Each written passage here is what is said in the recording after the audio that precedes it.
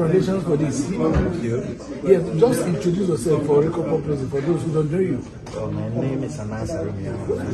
I'm an undercover journalist from Ghana, and I work with the BBC. I'm sure you are part of this.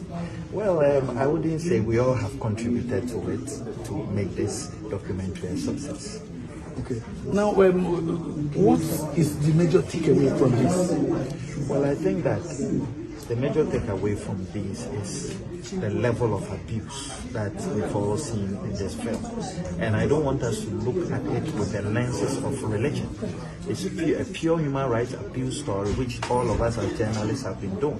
And when you have a situation where girls have been raped, girls have been sexually abused, where there are manipulations of miracles and others, it's about time we say no to these things and we stand firm and say it as it is. Let people know what the real story is.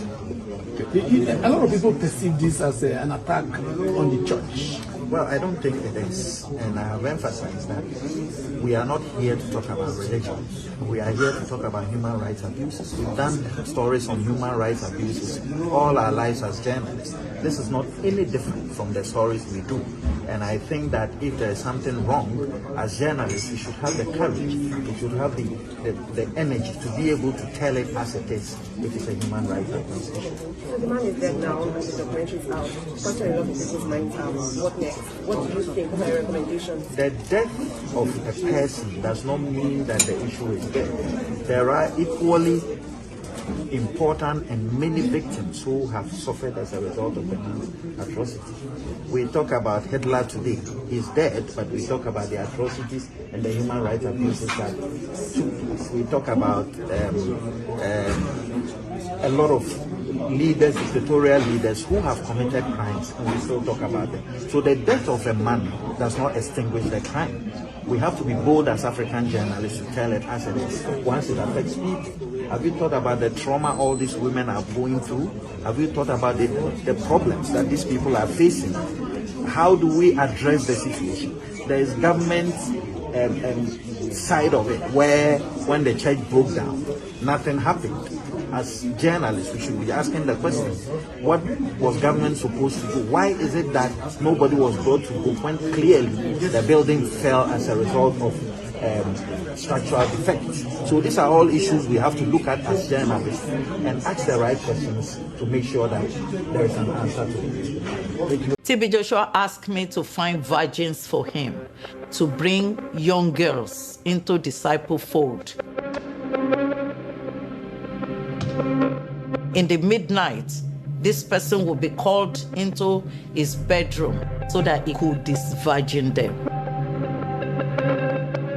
When those girls come out, he usually take all the bed sheets and everything, he pack them and take them to the prayer mountain. I am the supreme commander. The whole thing is fake.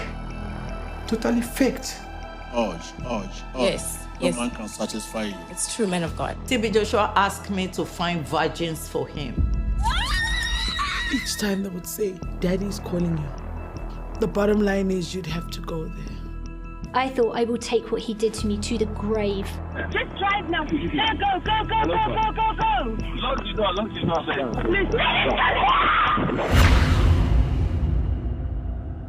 Think me that you know I'm your father and I'm delivering you.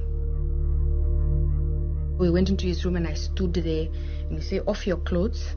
So I removed my clothes and then he just pointed.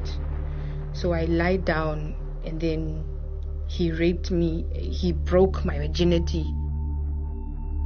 I was screaming and he was whispering in my ear that you should stop acting like a baby. Better shut up. You want to make noise? You want people to hear? I felt like there was a beast. Like this beast. I was 17 years old. I was underage.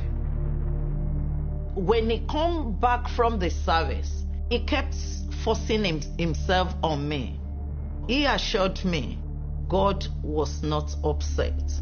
The more I made him happy, God will be happy with me.